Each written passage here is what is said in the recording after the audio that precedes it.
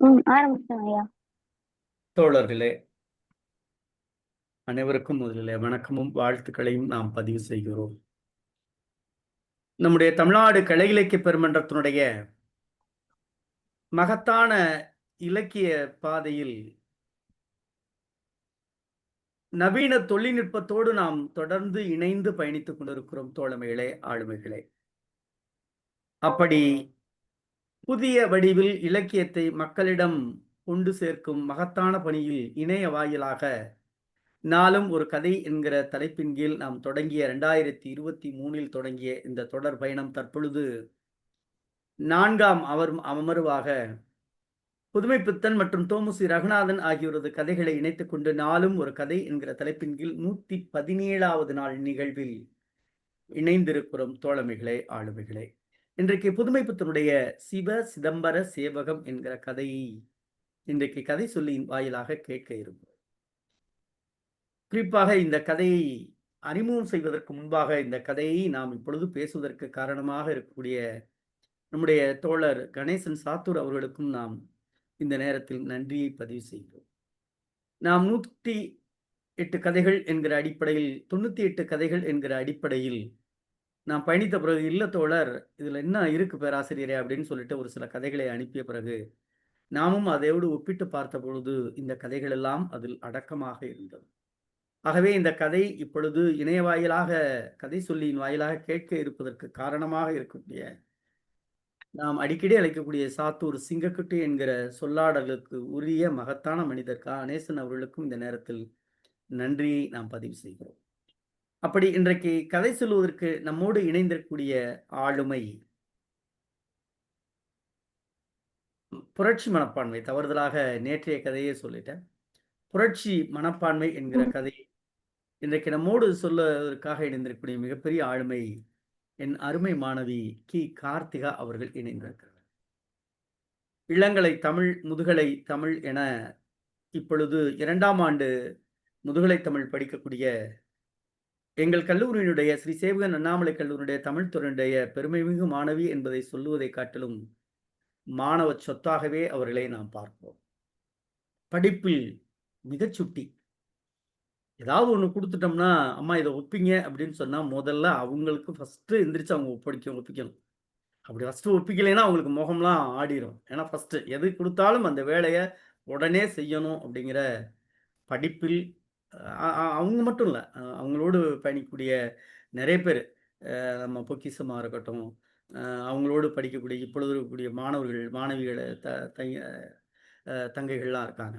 அவங்களாம் அப்படிதான் போட்டி போட்டு படிக்கக்கூடியதில் கீர்த்திகா அவர்கள் அதை காட்டிலும் நல்ல ஒரு சமூக சேவையாளர். எங்கேயாவது ஒரு ஒப்பியுத்தல் போட்டி இல்லை ஒரு ஒரு அறப்பணி அப்படின்னு சொன்னால் துணிஞ்சு வந்து அந்த இடத்துல முழுமையாக அர்ப்பணித்து ஒரு குழந்தை போல பணி செய்யக்கூடிய ஒரு மென்மை பொருந்திய மனம் நிறைந்த மாணவி இன்றைக்கு கதை சொல்லுகிறார்.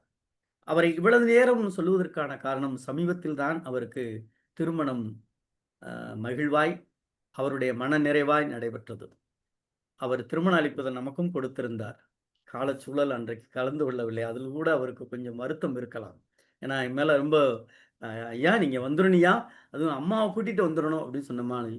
பரவாயில்லடா பாப்பா, நாங்கள் கண்டிப்பாக உன்னுடைய குழந்தையினுடைய பெயர் வைத்தலுக்கு நானும் என்னுடைய இல்லத்து அரசியும் கண்டிப்பாக வருவோம். அந்த நிலையில் என்னுடைய மனம் நிறைந்த மாணவி, எல்லா ஆசிரியர்களுக்கும் பிடித்த மாணவி. அவங்க யாரும் கோவப்படவே மாட்டாங்க. வீட்டில் கோவப்படுறாங்களா என்னன்னு தெரியல.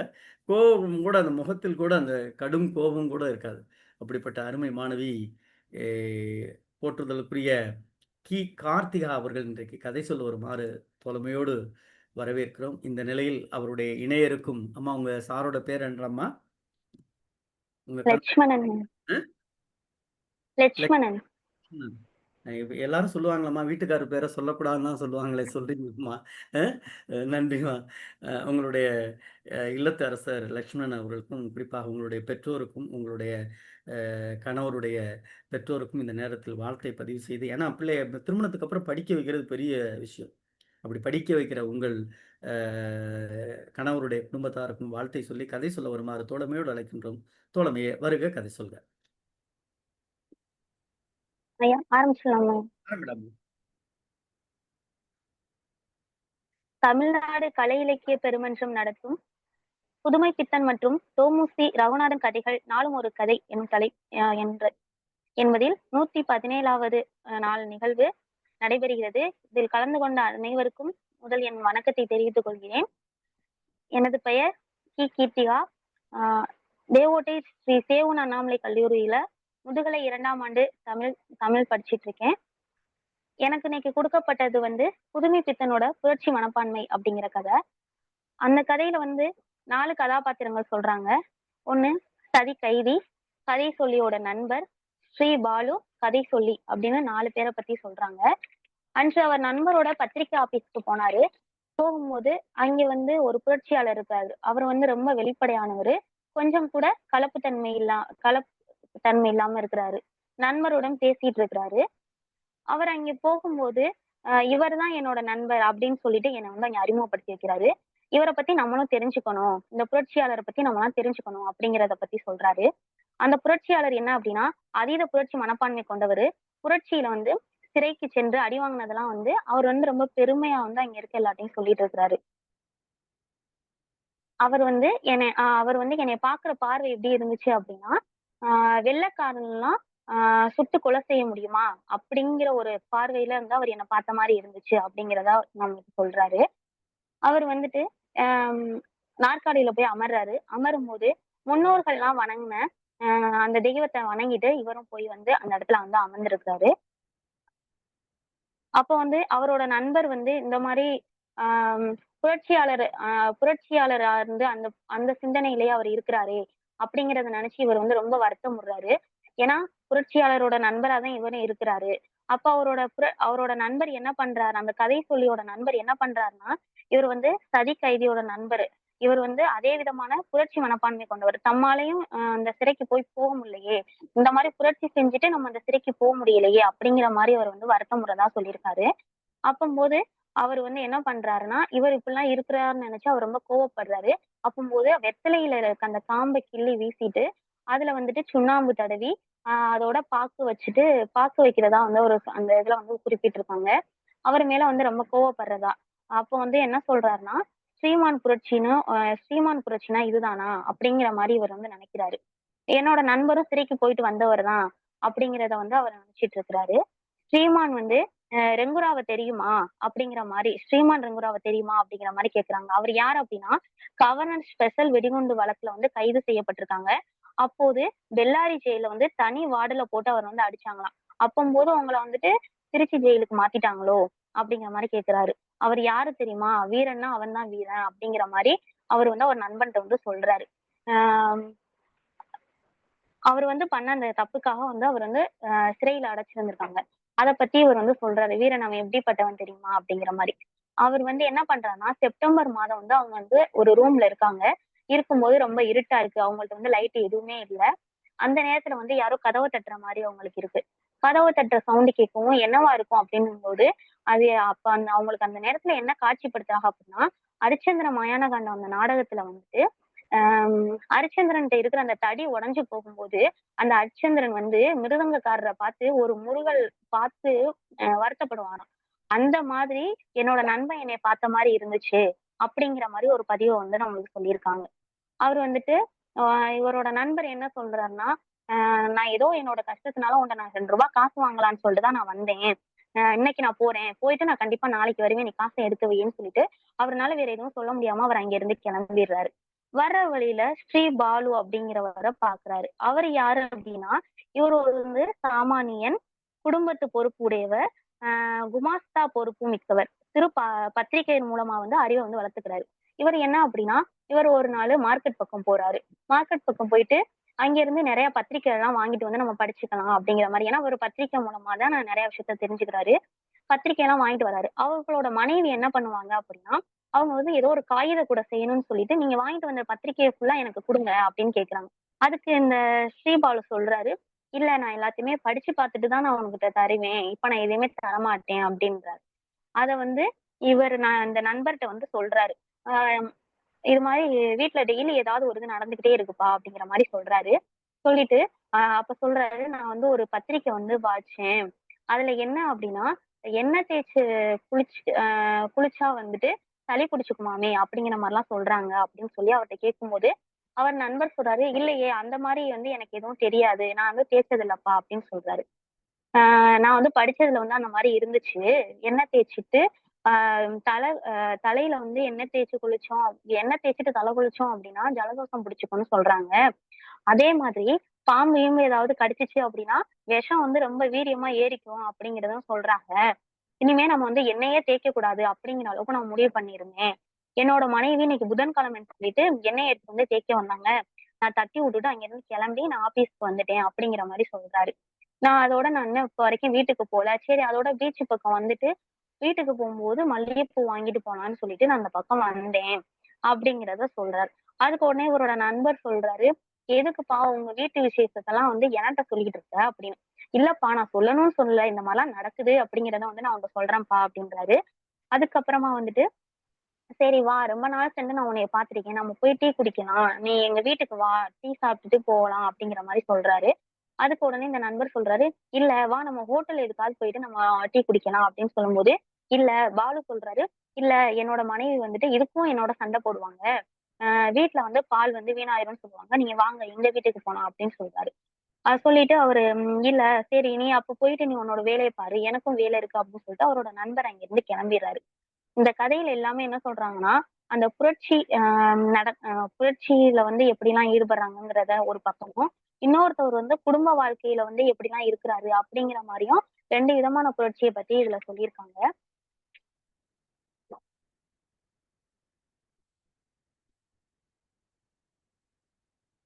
இது வந்து புதுமை பித்தனோட கதையா வந்து நம்மளுக்கு சொல்றாங்க. புதுமை பித்தன்ல புரட்சி மனப்பான்மைங்கிற இதுல வந்து சொல்லியிருக்காங்க இது எல்லாத்தையுமே. ஆ புதுமை பித்தன் வந்து நவீன தமிழ் இலக்கியத்தோட முன்னோடி மற்றும் முன்னோடிகள்ல ஒருவரா வந்து இவர சொல்றாங்க. இவர் சிறுகதை, கவிதை, விமர்சனம், மொழிபெயர்ப்பு போன்ற பல துறைகள்ல வந்து இயங்கியிருக்கிறாரு.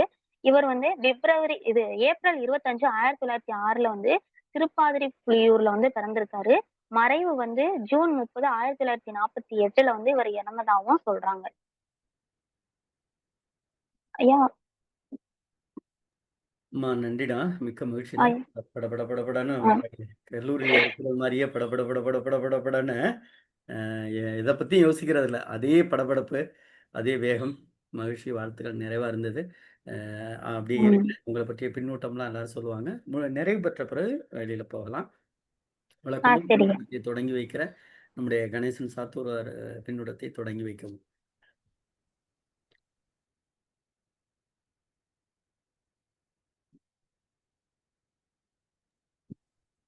சாத்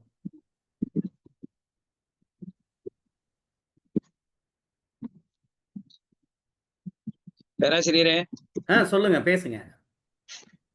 வணக்கம், வணக்கம். வாழ்க வளமுடன். இன்று பேராசிரியர் சொன்ன மாரி, இந்த ஒரு சில கதைகள் விட்டு போயிருக்குங்கிறத வந்து ஒரு லிஸ்ட் எடுத்து அனுப்பிச்சிருந்தேன். அது எனக்கும் ஒரு சந்தேகத்துல ஏற்பட்ட ஒரு கேள்விதான். அதைக்கூட பேராசிரியர் அவர்கள் ஒரு ஒரு முன் எடுப்பாக எடுத்துக்கொண்டு, அதை சரிபார்த்து இந்த கதைகள் சொல்லப்படவில்லை என்று லிஸ்ட் தயாரித்து, அதற்கான கதை சொல்லிகளையும் தேர்ந்தெடுத்து நம்ம இணையத்தில் வந்து உலக விட்டிருக்கிறார்கள். அந்த வகையில் பேராசிரியருக்கும் எனது மனமார்ந்த வாழ்த்துக்களையும் பாராட்டுகளையும் நன்றி தெரிவித்துக் கொள்கிறேன். வாழ்க வளமுடன். இன்றைய கதை அப்படி என்று பார்த்தா புரட்சி மனப்பான்மை அப்படிங்கிற மாதிரி கதை. இந்த கதை வந்து புதுமை பித்தன் அவர்கள் வந்து ஒரு அந்த காலத்தில் 1938 எழுதப்பட்ட கதை. அப்ப 1938 எழுதப்பட்ட கதையை என்று சொன்னால் அப்ப எப்படியெல்லாம் இருப்பார்கள், அதாவது புரட்சி எப்படி இருக்கும், எதை எதிர்த்து புரட்சி செய்வார்கள், அப்ப அந்த புரட்சி செய்யக்கூடிய நண்பர்கள் எப்படி இருப்பார்கள், அவர்கள் என்ன பேசிக் கொள்வார்கள், அப்படிங்கிற மாதிரி ஒரு சிந்தனையோட கூடிய ஒரு கதை. இந்த கதையை வந்து கார்த்திகா உண்மையிலேயே பேராசிரியர் சொன்ன மாதிரி கார்த்திகா ரொம்ப படபட படபடன்னு சொன்னாங்க. இருந்தால் கூட கதையினுடைய அனைத்து அம்சங்களையும் தன்னுடைய கருத்துக்களில் கதை சொல்லியாக மீண்டு விட்டாங்க, கருத்துக்களை சொல்லி முடிச்சிட்டாங்க. இது வந்து ஒரு சிறப்பான கதை தான். ஒரு புரட்சியாளர் அப்படின்னு சொன்னா அவர் வந்து எப்படி இருக்கணும் அப்படிங்கிற மாதிரி ஒன்ன கொண்டுட்டு வராங்க. அப்ப இந்த புரட்சியில எப்படி இருக்கணும்னு ஒரு பக்கம் இருக்கு. அதே மாதிரி இதுல வந்து அதாவது எழுத்தாளர் வந்து தான் அவர் வந்து அவருடைய நண்பருடைய பத்திரிகை அலுவலகத்துக்கு போறாரு. அவர் தான் கதை சொல்லி ஆனா அவரு என்ன பண்றாரு அப்படின்னா, அவரும் வந்து இதையெல்லாம் ஈடுபட்டிருக்கிறாருன்னு சொன்னா கூட, அவர் வந்து தீவிரமாக இதில் பண்ணாத மாரி ஒரு வரிய அவங்க சொல்றாங்க. ஏன்னு சொன்னா, எப்படித்தான் இந்த புரட்சியில் எனது நண்பரை அமுக்கி விட்டுச்சு, அந்த புரட்சியை அமுக்கி விட்டதோ அப்படின்னு சொல்லும்போது, அப்ப இவர் வந்து ஒரு எழுத்தாளர் தான். அது புரட்சிகரமான எழுத்துக்கு சொந்தக்காரர் தான். இருந்தா கூட, கொஞ்சம் வந்து தீவிரமாக அதில் இல்லாமல், பட்டும் படாமல் இருப்பது மாரி இத சொல்லிக் கொண்டு போறாங்க. அதாவது கதை சொல்லி, நண்பர் வந்து இந்த மாரி நூல்களை எல்லாம் படித்து தரக்கூடிய ஒரு நண்பராக அவர் இருக்கிறார். அப்ப இந்த மாரி நூல்களை எழுதக்கூடிய ஒரு தன்மையில இருக்கக்கூடிய ஒரு அலுவலகத்துக்கு யாரெல்லாம் வருவாங்கன்னா, இப்படி புரட்சியில் ஈடுபடுபவர்கள், விடுதலை வேள்வியில் ஈடுபடுபவர்கள், பொது கருத்துக்களை சொல்லக்கூடியவர்கள், சமூக நலத்தில் அக்கறை உள்ளவர்கள் தான் அந்த அலுவலகத்துக்கு போற மாரி நம்ம இத கொண்டு போறோம். இத வந்து இப்படி சொல்லிக்கிட்டே போகும்போது பார்த்தீங்கன்னா, அந்த நண்பர் ஆஃபீஸுக்கு போனா, அங்க இருக்கிற புரட்சியாளர் சொல்றாரு பாருங்க, இவர பார்த்து, "இவரெல்லாம் தெரிஞ்சு வச்சுக்கணும் நீயு" அப்படின்னு சொன்னோனே, "ஓய் ஓய் உனக்கு வெள்ளைக்காரன சுடத் தெரியுமாங்கணும்" என்று ஒரு பார்வை பார்த்தார். அது ஒரு ஒரு சாதாரண எழுத்தாளர் தான். அது வந்து தெரியுமா அப்படின்னு. ஏன்னா, அவரு அதுலயெல்லாம் வந்து போயிட்டு வந்தவர் அப்படிங்கிற வந்து ஒரு பெருமையோட சொல்லிக் கொள்கிறார். ஆனா, அதை சொல்லும்போது கூட அத பாருங்களேன் வந்து என்ன சொல்றான்னா, புரட்சிக்காரர் அணிய வேண்டிய அசல் விதேசி சரக்கு. சரக்கு. அதாவது ஒரு பொருள் இருக்குன்னா, அந்த பொருள் வந்து அது அ உள்நாட்டு சரக்கு. நம்ம தேசத்தினுடைய சரக்கு அப்படிங்கிற மாரி அப்படிப்பட்ட தன்மையில இருக்கக்கூடிய அந்த குணாதிசயத்தை காட்டுற மாரி, அது எப்படி இருக்கணும் அப்படின்னா, ஒரு புரட்சியாளன் எப்படின்னா, யாரையும் எடுத்தெறிந்து பேசும் தன்மை. சர்வ லட்சணமும் பொருந்தியிருந்தது யாருக்கு அப்படின்னு சொல்லி, அவருக்கு அந்த புரட்சியாளருக்கு. அதிலேயும் ஒரு வரிய சொல்றாங்க பாருங்க. என்ன சாட்சாத் புரட்சிக்காரர் தரிசனத்திற்காக என் முன்னோர்கள் வழிபட்டு வந்த கடவுளை கடவுளாக நான் கும்பிட்டுக் கொண்டேன். அப்ப வந்து அந்த புரட்சியாளர் வந்து சரி உண்மையிலேயே அப்படியெல்லாம் கேள்வியெல்லாம் கேட்டோனே, சரி அப்படிப்பட்ட அவர் முதலே சொல்லிட்டார். புரட்சிக்காரர் அசல் அப்பட்டமானவர். கொஞ்சம் கூட கலப்பு கிடையாது அப்படின்னு சொல்லிட்டாரு. அப்ப அப்படிங்கும்போது அவரு உண்மையிலேயே ஒரு புரட்சியாளரா தான் இருந்திருக்காரு அப்படிங்கிறத வந்து அந்த வரியில நம்ம எடுத்துக்கொள்ளலாம். இது ஒரு பக்கம் போய்க்கொண்டே இருக்கும்போது, அவருடைய நண்பருமே சிறை சென்றவரு, தேசபக்தர். காரல் மார்க்ஸுடைய கருத்துக்கள்லாம் தெரிஞ்சிருக்கிறாரு. ஆ இது அப்படி சொல்லிட்டு இது வந்து சுருங்க சொல்றேன். இருந்தா கூட வெகு தீவிரம் அந்த வெகு தீவிரம் அப்படிங்கிறதுல தான் அந்த ஒரு வார்த்தையில அவருடைய நண்பர் எப்படிப்பட்டவர் அப்படிங்கிறத மாரி சொல்றாரு.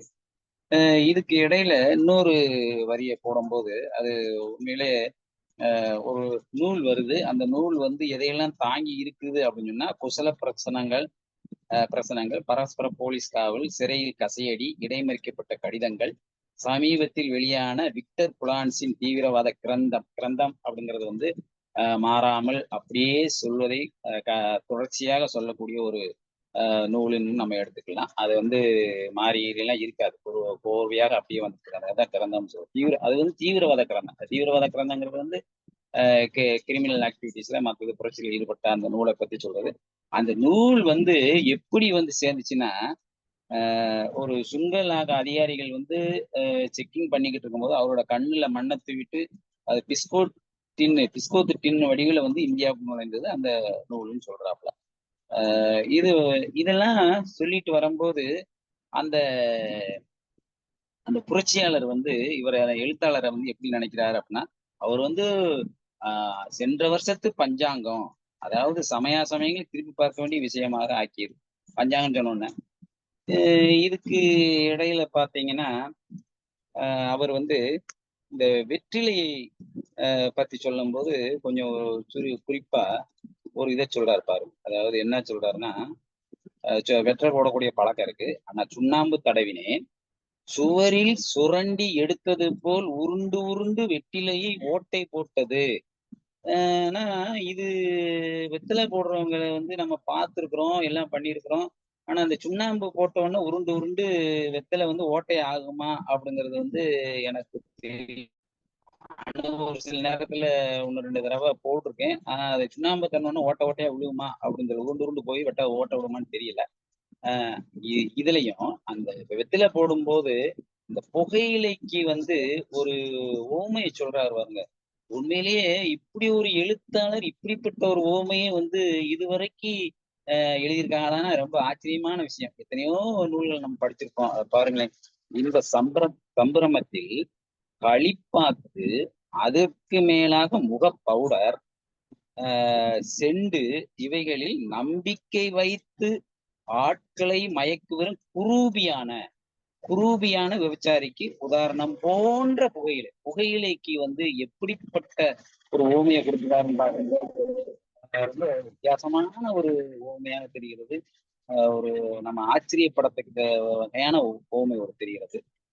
அது குரூபி, அதாவது ரூபி அப்படின்னு சொன்னா ரொம்ப அழகான, ரொம்ப ரூபமான அப்படின்னு சொன்னா, குருவிங்கிறது அவலட்சணமான, அழகு இல்லாமல் இருக்கக்கூடிய விபச்சாரின்னு சொல்ற மாதிரி அந்த புகையிலைய அந்த ஒரு இதை சொல்றாங்க. இப்படி சரி அப்படி பேசிட்டு போது அவரு புரட்சியாளர் அந்த அவரை தெரியுமா இவரை தெரியுமா அப்படி இப்படின்னு சொல்லிக்கிட்டே இருக்கிறாங்க. அது அப்படி தெரியலன்னு சொன்னோன்னே அதுக்கு ஒரு உதாரணத்தை சொல்றாரு. ஹரிச்சந்திர மயான காண்டத்துல ஒரு நாடகம் நடந்துகிட்டு இருக்கு. அந்த நாடகத்துல அந்த மயானத்தில் எரிந்து கொண்டிருக்கும் போது அவர் ஹரிச்சந்திரன் அந்த ஊன்றுகோலை நேராக பிடித்து கொண்டு நிக்கிற மாதிரி இருக்கும். அப்போ நாடகம் நடந்து, அப்ப அந்த ஊன்றுகோல் ஒடிஞ்சு போச்சு அப்படின்னு சொன்னா எப்படி இருக்கும் அந்த கதை? அப்ப ஹரிச்சந்திரன் நாடகத்துல என்ன இருக்கு அப்படின்னு சொல்ற மாதிரி. ஆனால் அப்படி ஒடிந்தால் கூட அந்த பின்பாட்டு வாசிக்கூடியவர் எப்படி இருக்குன்னா அதையும் ஒரு சோகங்கலந்த ஒரு இசையாக வாசிக்கணும்னு சொல்லி அவருடைய நண்பர் இவரை பாக்குற மாதிரி அதை கொண்டு போறாங்க. அது ஒரு அதுக்கு பிறகு இப்படியே பேச்சு நடந்துகிட்டே இருக்கு. இன்னொருத்தர் வர்றாரு. அவர் ஒரு கம்பெனியில வேலை பார்க்கக்கூடிய ஒரு பாலுங்கிற ஒரு அதுலயும் ரொம்ப ஒரு அருமையான ஒரு வார்த்தையை சொல்றாரு. எல்லாம் சொல்லிட்டே வரும்போது பாருங்க, வரவு செலவு கணக்கு தயாரிப்பது முதல் சேட்ஜி மகள் சோனியாவுக்கு வர்ண பென்சில் வாங்கி கொடுப்பது வரை உள்ள வேலை. இந்த வர்ண பென்சில் வாங்கி கொடுக்கறதுங்கிற இது இந்த வார்த்தையெல்லாம் நம்ம இந்த கதைக்கு ஒத்து வரக்கூடியதானா அப்படின்னு நம்ம நினைச்சா கூட அதுலயும் ஒரு சுவராசியம் கலந்து கொடுக்குது. அப்புறம் அவ எல்லா வேலையும் செய்யக்கூடிய இருக்கக்கூடிய ஆள் தான் அப்படின்னு சொல்ற மாதிரி இந்த இதை கொண்டு போறாங்க. சரின்ட்டு அந்த மாதிரி ஓடிக்கிட்டு இருக்கு. இத பாத்தீங்கன்னா அப்ப அவன் பாலு உங்க புத்தகத்தை படிச்சா அது நல்லா இருக்கீங்க இது நல்லா இருக்குங்க அப்படின்னா அவருடைய பேச்சை கேட்கறதுக்கு என்ன உச்சி கொட்டி முடியல, இன்னமும் பேசிக்கிட்டே வரான்னு விடுறதுக்கு வழி இல்லை. அப்ப அந்த புஸ்தகம் வாங்கினேன். அதுல செய்தியை பார்த்தேன், இதே செய்தியை பார்த்தேன், நல்லா இருந்துச்சு. ஆனா என் மனைவி புறாத்தையும் காகித பப்பல் செய்யறதும் காகிதம் செய்யறதுக்குமே பயன்படுத்துவா. என் கோட்டை கூட கண்ணாடி ஜாடி வாங்கிட்டா அப்படின்னு சொல்லி அவங்களுடைய இதை சொல்லும் போது அவர் என்ன சொல்ற, என்னையா இது வீட்டு விஷயத்துக்கெல்லாம் இப்படி சொல்லிட்டு இருக்கு அப்படின்னு சொல்லிட்டு இப்படி நடந்துகிட்டே இருக்கு. ஒரு கையில இப்போ காப்பி சாப்பிட போமான்னு கேட்க, இல்ல நான் டிஃபன் சாப்பிட போமான்னு அப்படி. அப்போ எழுத்தாளர் என்ன நினைக்கிறாரு, சரி ரைட்டு நீ அவரை பார்க்கணும்ல கூப்பிட்டு போறேன்னு சொல்லும் போது நினைச்சுக்கிட்டே போறாரு. ஒரு புது சிஷியை நம்ம அறிமுகப்படுத்தி வச்சிடலாம் அப்படின்னு நினைச்சு போகிறாங்க. 2 பேரும் போகும்போதுதான் அந்த 2 தெய்வங்களுக்கு ஒரே சமயத்தில் சிஷியனாகும் திண்டாட்டத்தை பாலுவுக்கு ஏற்படுத்தக்கூடாது என்ற சீவகாருண்ய சேவையில் ஈடுபட்டேன். இது என்ன அப்படின்னு சொன்னா 2 தெய்வங்கள், ஒண்ணு சிஷியனாகிறதுன்னு சொல்றது ஒண்ணு அந்த புரட்சியாளருக்கு ஒரு சிஷியனை ஏற்படுத்தி கொடுக்கலாங்கிறது ஒண்ணு. இன்னொன்னு அவருடைய மனைவி, ஏன்னா வீட்டுக்கு போகணும், காப்பி ஆறி போகும், சத்தம் போடுவா அப்படின்னு சொல்ற மாதிரி. இது என்ன புரட்சி மனப்பான்மை இருக்கக்கூடியவங்க எப்படி எல்லாம் இருப்பாங்க, அவங்க எப்படி எல்லாம் அனுபவிப்பாங்க, அந்த புரட்சி எப்படி இருக்கும், அது சம்பந்தப்பட்ட எழுத்தாளராக இருந்தாலும் சரி, அதை வாசிக்கக்கூடிய வாசிப்பாளர்களாக இருந்தாலும் சரி, அவங்க எப்படி இருப்பாங்க அப்படிங்கிற மாதிரி கொண்டு போறாங்க. அப்ப தீவிரவாதமும் இருக்கும், மிதவாதமும் இருக்கும் என்று சொல்ற மாதிரி இப்படித்தான் புரட்சிகள் அந்த காலத்துல இருந்திருக்கு அப்படின்னு சொல்லி இந்த கதையை முடிச்சிருக்கிறாங்க. ஒரு சிறப்பான கதை. உண்மையிலே கார்த்தியா மிகவும் அழகாக அருமையாக கணீர் என்ற குரலோடு படபடபடபட சொல்லி முடித்தாரு. நல்ல கதை. வாழ்க வளமுடன். வணக்கம், வாழ்த்துக்கள். நன்றி தோழமையே, மிக்க மகிழ்ச்சி. நவநீதகிருஷ்ணன் தோழர். அனைவருக்கும் வணக்கம். இன்னைக்கு இந்த புரட்சி மனப்பான்மை கதையை மிக தெளிவாக சொன்ன நம்ம கார்த்தியாவுக்கு வாழ்த்துக்களை தெரிவித்துக் கொள்கிறோம். உண்மையிலே மிகச்சிறந்த சொன்னாங்க.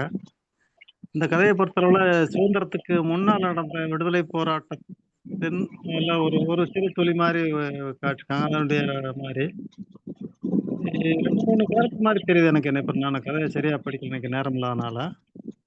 அதாவது உண்மையிலேயே விடுதலைக்கு போராடக்கூடிய வீரர்கள் ஒரு பக்கம், அதே மாதிரி விடுதலைக்கு போராட்டத்தை ஆதரிக்கிறது, ஆனா அதனால எதுவும் செய்யாம இருக்கிற ஒரு பக்கம். இன்னொரு பக்கம் இந்த விடுதலை போராட்டத்துக்கு நமக்கு என்ன சம்பந்தம்ட்ட ஒதுங்குற மாதிரி இருக்கிற மாறி மாறி இந்த கதை பாத்திரங்கள் அமைச்சு நம்ம ஐயா பித்தன் அந்த மாதிரி கொண்டு போயிருக்காங்க. நல்ல சில பழைய காலத்து கருத்து நம்ம அதே மாதிரி நம்ம கணேஷ் சார் பெரும்பாலும் பின்னூட்டம் அவரே சொல்லி முடிச்சிட்டாரு. கதையை தேடி கண்டுபிடிச்சது அவருங்கனால அவர் புறாமேமோ தேடி விண்ணி புறான்னு சொல்லிட்டாரு. எனக்கு என்னமோ இந்த மாதிரி 3 உருவிகளையும் மனிதர்களையும் இந்த கதை வழியாக காட்டி அந்த பதிவு செய்த மாதிரி தான் எனக்கு தோன்றுகிறது. அந்த அளவுக்கு என்னுடைய அந்த பின்னூட்டத்தை நிறைவு செய்து கொள்கிறேன். நன்றி, வணக்கம். சாத்தூர் ஐயா உங்களுக்கு மட்டும் இல்லை, யாருக்குமே வேலை இல்லாமல் அவரே நிறைவு பண்ணிட்டார். அது ஒரு மிகப்பெரிய மகிழ்ச்சி. ரொம்ப நன்றி, சந்தோஷம். நன்றி தோழமையே. அடுத்ததாக ஐயா பணித்துறை பாலசுப்ரமணியன் ஐயா. அனைவருக்கும் வணக்கம். இந்த கதையை மிக சிறப்பாக மாணவி கீர்த்தி அவர்கள் நல்லாவே சொன்னாங்க. அருமையாக இருந்தது. கொஞ்சம் வேகமாக சொன்னால் கூட புரியும்படியாக இருந்தது என்பது சிறப்பு. நல்லாவே இருந்தது. அவருக்கு என்னுடைய பாராட்டுகள். இந்த கதையில் முதல்ல புரட்சி மனப்பான்மைனா என்ன அப்படிங்கிற புரிய வைக்கிறாரு புதுமை பித்தன் அவர்கள். புரட்சி மனப்பான்மைங்கிறது என்ன அப்படின்னா, இந்த சமுதாயத்தில் உள்ள பரம்பரையாக அல்லது வழக்கமாக இருக்கக்கூடிய இந்த சிந்தனைகள் அல்லது நடைமுறையை கேள்வி கேட்கக்கூடிய ஒரு மனப்பான்மை, அதுதான் புரட்சி மனப்பான்மை. வழக்கமாக இப்போ ஆங்கிலேயன் வந்தால் அடிமைப்படுத்தினான், ஆட ஆரம்பிச்சிட்டான். அப்போ அது திரும்பவும் வழக்கமாக ஆகிடக்கூடாது என்பதற்காக வேண்டி அதை எதிர்த்து கேள்வி கேட்கக்கூடிய அந்த மனப்பான்மை, அதுதான் புரட்சி மனப்பான்மை. புரளுதல் புரட்சி, மாற்றத்தை ஏற்படுத்துவதுதான் புரட்சியினுடைய நோக்கமே. அந்த மனப்பான்மையை கொண்ட ஒரு மகத்தான ஒரு பாத்திரத்தையும் புதுமை பித்தன் இதில் படைக்கிறார். இதில் என்ன அப்படின்னா, 4 விதமான ஒரு கதாபாத்திரங்கள் இருக்கு. என்ன முதல்ல சொல்லும்போது தீவிரவாதம், வெள்ளக்காரனை சுற்றுவியா என்று கேட்கக்கூடிய அளவுக்கு ஒரு தீவிரவாதம், புரட்சி அதிகமான புரட்சி சிந்தனை அதிகமாக கொண்ட ஒரு மனிதர். அதாவது இந்த கதை சொல்லியினுடைய நண்பருக்கு தெரிந்த இன்னொரு நண்பர், அந்த புரட்சியாளர், அவரை காட்டுறாரு. அவர் அந்த வெள்ளக்காரனை சுற்றுவியான்னு கேட்குறது ஒரு அதிகமான ஒரு போக்கு, அல்லது இந்திய நாட்டின் மீது கொண்ட பற்றுதல், அதிகமான பற்றுதலை காட்டுது ஒன்று. அதே போல் சிறைக்கு போய் தான் அடி வாங்கி வந்ததை கூட ரொம்ப பெருமிதமாக ரொம்ப கம்பீரமாக சொல்லக்கூடிய அந்த நிலையை நம்ம பார்க்கிறோம். அதை சொல்றதுக்கு அவர் வெட்கப்படல. நாட்டுக்காக வேண்டி நான் எதையும் தாங்குவேன் அப்படிங்கிற மாதிரியான ஒரு மனப்பான்மை கொண்டவரா அந்த புரட்சி மனப்பான்மை கொண்டவர் இருக்கிறாரு. இது ஒரு நிலை. அடுத்து சொல்லும்போது கதை சொல்லியினுடைய நண்பர், நண்பரை பார்க்க போறாரு. அந்த நண்பர் என்ன பண்றாரு, எனக்கும் புரட்சி செய்யணும்னு ஆசை தான், ஆனா அதுக்கு சந்தர்ப்பம் கிடைக்கல அப்படின்னு ஏங்கக்கூடிய ஒரு நிலையில உள்ளவரா அந்த நண்பர் பாத்திரம் காணப்படுது.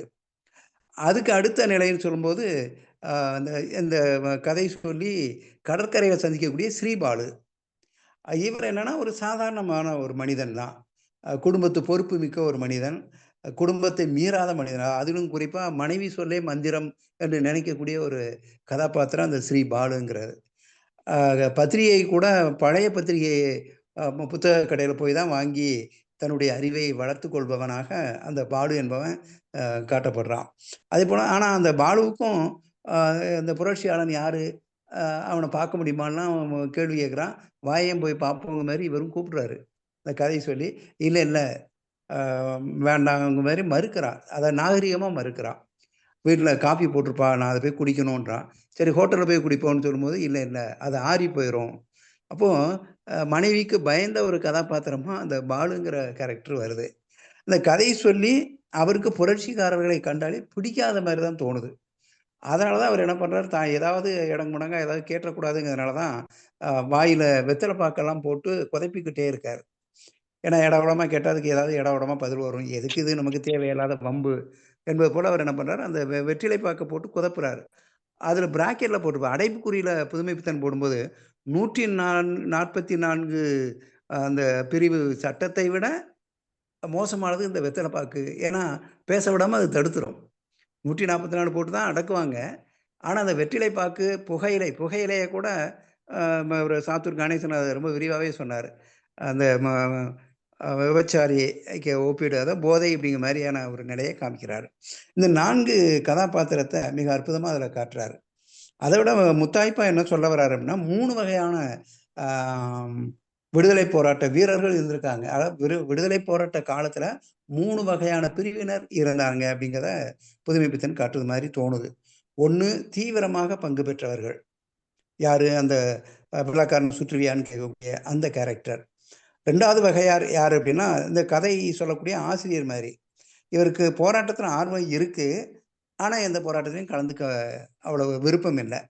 3வது வகையார் யாருன்னா, எதையுமே கண்டுகொள்ளாத ஸ்ரீ பாலு மாதிரியான ஆட்கள். இப்படி ஒவ்வொரு நிலையில உள்ள அந்த மனிதர்களை பற்றிய ஒரு அற்புதமாக வெளிப்படுத்தக்கூடிய ஒரு கதாபாத்திரத்தை படைத்து அன்றைய காலகட்டத்தில் அந்த விடுதலை போராட்ட சூழ்நிலை எப்படி இருந்தது என்பதை நம் கண் முன்னாடி கொண்டு வரார் புதுமைப்பித்தன் அவர்கள். மிக அற்புதமான கதை. வாய்ப்புக்கு நன்றி ஐயா. நன்றி. நன்றி பணித்துளி பாலசுப்ரமணியம் ஐயா, மிக்க மகிழ்ச்சி. சசிகலாமா இணைஞ்சிருக்கீங்க, வாய்ப்பு இருக்கா? சொல்லலாமா எதுக்கும்? சசிகலாமா. தோழர் வணக்கம். நன்றி தோழர். தோழர் அடுத்த நாளையிலிருந்து சொல்றேன் தோழர். நன்றி தோழர், நன்றி, மிக்க மகிழ்ச்சி. பொன் ஏழுமலை தோழர் இணைஞ்சிருக்கீங்க, சொல்றீங்களா? நன்றி. நான் முன்னாடியே ஏழுமலை தோழர் சொல்லிட்டாங்க, கை உயர்த்தினா என்னை கூப்பிடுங்க அப்படின்னு. நன்றி தோழர். அடுத்ததாக நம்முடைய தோழர் நிறைவு பின்னூட்டம் தருகிற சிவசுப்பிரமணியம் தோழர். அன்பான தோழர்கள் அனைவருக்கும் வணக்கம். இன்னைக்கு இந்த புரட்சி மனப்பான்மை சிறுகதையை கார்த்திகா நல்ல கதையை உள்வாங்கி தெளிந்த நீரோடை போல சொன்னார். இதுல கதாபாத்திரங்களையும் வகைப்படுத்தி சொன்னது ரொம்ப முத்தாய்ப்பாக இருந்தது. அவருக்கு பாராட்டுகளும் வாழ்த்துக்களும்.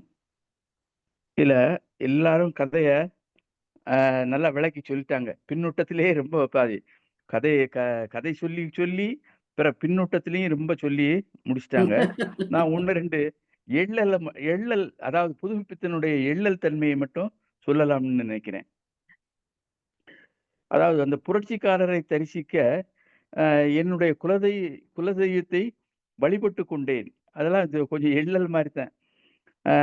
பிறகு ஸ்ரீமான் எழுத்தாளரை சென்ற வருஷத்து பஞ்சாங்கம், அதாவது எப்பாவது எதுவும் தேவைன்னா திருப்பி பார்க்கறதுக்கு, சில சமயங்கள்ல திருப்பி பார்க்கறதுக்கு பழைய பஞ்சாங்கம் தேவைப்படும். அதெல்லாம் எள்ளல் மாதிரி, எல்லாமே எள்ளல் தான் நிறையா. வெற்றிலை பாக்கு புகையிலை அதாவது 144 தடை உத்தரவு வாய்ப்பூட்டு போடுறது, எதுவும் பேச முடியாது இல்ல. அதுதான் ரொம்ப இந்த எள்ளல் தான் ரொம்ப முழுக்க கதை முழுவதும் பரவி இருக்கிறது. பிறகு மலையாளத்து ரிசர்வ் போலீஸ் சட்டம் ஒழுங்கை எப்படி கருதுறாப்புலன்னு பாருங்க. சொந்த கரண்ட் அக்கௌண்ட் மாதிரி, சட்டம் ஒழுங்க சொந்த கரண்ட் அக்கௌண்ட் மாதிரி இது பண்ணுது. அப்ப எல்லாம் எள்ளல், ரொம்ப முழுக்க எள்ளலா தான் இருக்கிறது. கடைசியில பாருங்க, இந்த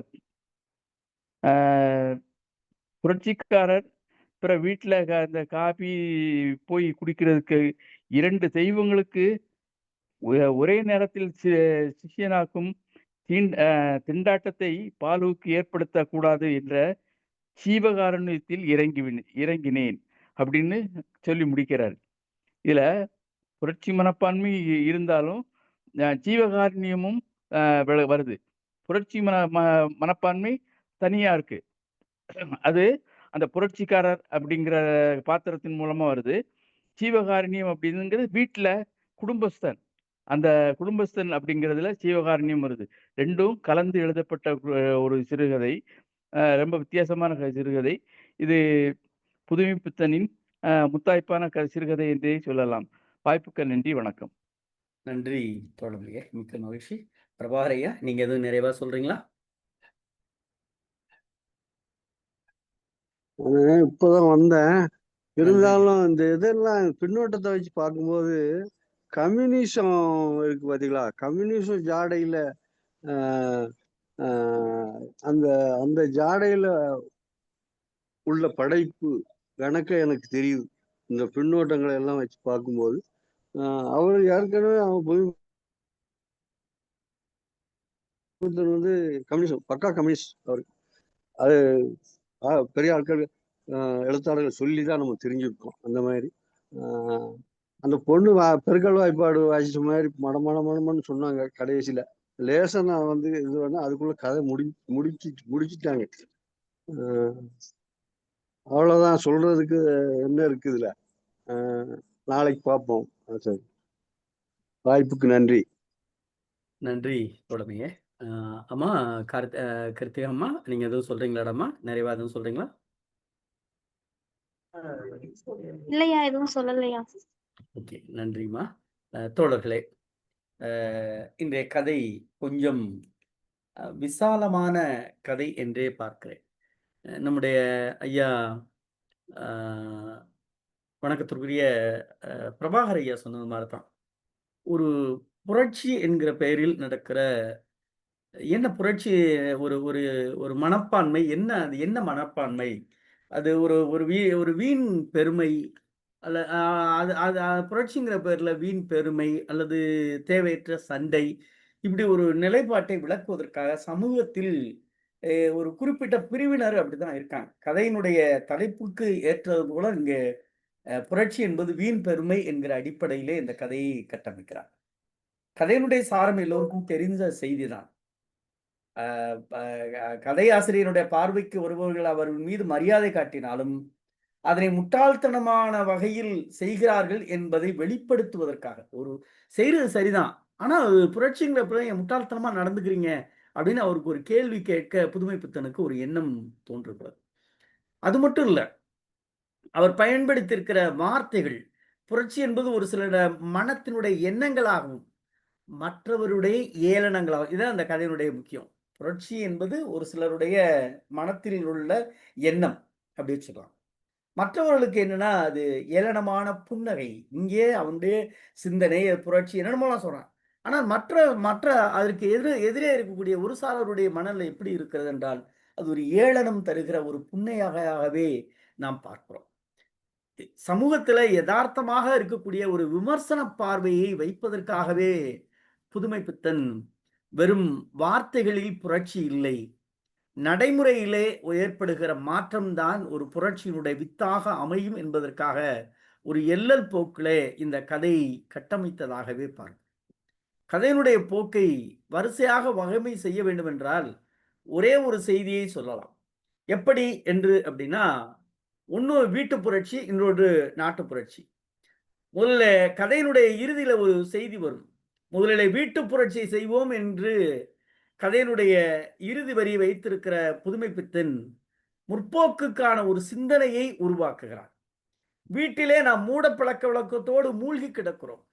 வீட்டிலே சடங்குகள் என்கிற பெயரால் பழமையை தூக்கி பிடிக்கிற மனப்பான்மையோடு நாம் இருக்கிறோம். ஆனால் சமூகத்திற்கான மாற்றத்திற்கான முதல் படி எங்கே இருக்கிறது என்றால் வீட்டிலே இருந்துதான் புரட்சி தொடங்க வேண்டும். ஆனால் எல்லோரும் எதிர்பார்ப்பது என்னவென்றால் நாடு திருந்த வேண்டும் நினைக்கிறார்களே தவிர தன்னுடைய வீட்டை திருத்துவதற்கு அவர்கள் மறந்து போகிறார்கள் என்பதைத்தான் அதில் இருக்கக்கூடிய பாத்திர படைப்பும் கட்டமைக்கப்பட்டிருக்கிறது. கதை சொல்லியினுடைய நண்பர் அல்லது புரட்சிக்காரர், கதை சொல்லி என்கிற அந்த 3 பாத்திர படைப்புகளும் எப்படி இருக்கிறது என்றால் 3 பாத்திர படைப்பினுடைய தேசபக்தியும் வெவ்வேறு கருத்துக்களை, நாடு ஒன்றுதான், பற்று ஒன்றுதான், ஆனால் கருத்தியல் வெவ்வேறாக இருக்கிறது. ஆகவே இதில் எப்படி நாம் பார்க்க வேண்டும் என்றால் சொந்த கருத்துக்களை திணித்து கொண்டு இதுதான் புரட்சி என்று நாம் கட்டமைக்கிறோம். அது எதை வெளிப்படுத்தும் என்றால் இந்த சமூகத்தில் இருக்கக்கூடிய காலகட்டம் இருக்கிறது பற்றியெல்லாம் ஒவ்வொரு காலகட்டத்திலும் ஒரு மாற்றம் ஏற்படும். அந்த ஒவ்வொரு காலகட்டத்திலும் ஏற்படுகிற மாற்றத்தினுடைய வெளிப்பாடு தான் இங்கே கட்டமைக்கப்பட்டிருக்கிற கதாபாத்திரத்தினுடைய மனநிலை என்பதாகவே நாம் பார்க்கிறோம். ஆகவே இந்த கதை என்பது புரட்சி என்பதை வீட்டிலிருந்து தொடங்க வேண்டும் என்கிற ஒரு கூர்மையான நகைச்சுவையோடு, எப்படின்னா நையாண்டி எல்லா இடத்துலையும் பார்க்கும், எல்லாரும் சொன்ன செய்தி தான். ஏன்னா சாத்தூரார் ஐயா நிறையவே சொல்லிட்டாங்க அந்த எல்லல் இதெல்லாம். ஆனால் யதார்த்த வடிவம் இங்கே இருக்கிறது. எப்படி யதார்த்த வடிவம்னா கற்பனை கதாபாத்திரங்கள் இல்லாமல் இங்கே சொல்லப்பட்ட நம்முடைய பணித்துளி ஐயாவுடைய பார்வையில் சொல்லணும் அப்படின்னா இது ஒரு கற்பனை கதாபாத்திரங்கள் அல்ல. அன்றாட வாழ்வியல் நடக்கிற மனிதர்களை மையமாக கொண்டு அந்த மனிதர்களை அப்படியே அப்பட்டமாக அவர்களுடைய மனநிலையை உடைத்து பேசி இந்த சமூகத்தினுடைய யதார்த்தத்தை வெளிப்படுத்துகிற ஒரு தர்க்கபூர்வமான விவாதமாகவே இந்த கதையை நாம் பார்க்கிறோம். ஏன் அப்படின்னா, கதையினுடைய நடுநடுவே கதை சொல்லிய தர்க்கபூர்வமான கேள்விகளாக இருக்கட்டும் அல்லது கருத்துக்களாக இருக்கட்டும் வாசகர்களை ஆழமாக தூண்டுகிறது. ஆகவே புரட்சி என்பது வெற்று முழக்கம் அல்ல. ஒரு வெளிப்புற புரட்சி என்கிற போர்வை நிராகரித்துவிட்டு உண்மையான ஒரு சமூக மாற்றத்தை தேட வேண்டிய பொறுப்பும் கடமையும் நம்மை போன்ற இலக்கிய ஆர்வமிக்க சிந்தனையாளர்களுக்கு கூடுதலாகவே இருக்கிறது. ஆகவே புரட்சி என்பதை எது என்பதை நாம் முதலில் புரிந்து கொள்வோம். அதற்கு பிறகு புரட்சி என்பதை சரியான விதையை பதியவும் விடுவோம். நாம் பதியமிடுகிற அந்த புரட்சி என்கிற விதை வீட்டிலிருந்து தொடங்கும். அது நாடாக நாடு என்கிற கிளை வடிவமாக ஒரு ஆலமரமாக விரிந்து பரவும் என்கிற செய்தியோடு நாம் நிறைவு செய்கிறோம். ஆகவே இன்றைய கதை சொன்ன அருமை மாணவி கீர்த்திகா அவர்களுக்கும் பின்னூற்றத்தால் பெருமை சேர்க்கிற வழக்கம் போல் நம்முடைய சாத்தூரார் நவநீத கிருஷ்ணன் தோழர், நம்முடைய சிவசுப்பிரமணியன் தோழர், பனித்துளி ஐயா பாலசுப்ரமணிய ஐயா, இப்படி வரிசையாக பின்னூட்டத்தால் ஒவ்வொரு நாளும் பெருமை சேர்த்து முத்தாய்ப்பாக கடைசியில் ஒரு வரி சொன்னாலும் அது அந்த கதையினுடைய கருவாக சொல்லுகிற ஐயா பிரபாகர் ஐயா உள்ளிட்ட அத்துணை பேருக்கும் இந்த நேரத்தில் நன்றி பாராட்டி, தோழர்களே, நாளை தினம் இரவு 8 மணிக்கு தமிழ்நாடு கலை இலக்கிய பெருமன்றம் நாளும் ஒரு கதை சொல்லும் என்கிற தலைப்பின் கீழ் இணைந்து இலக்கியத்தால் பயணிப்போம். நன்றியும் வாழ்த்துக்களும்.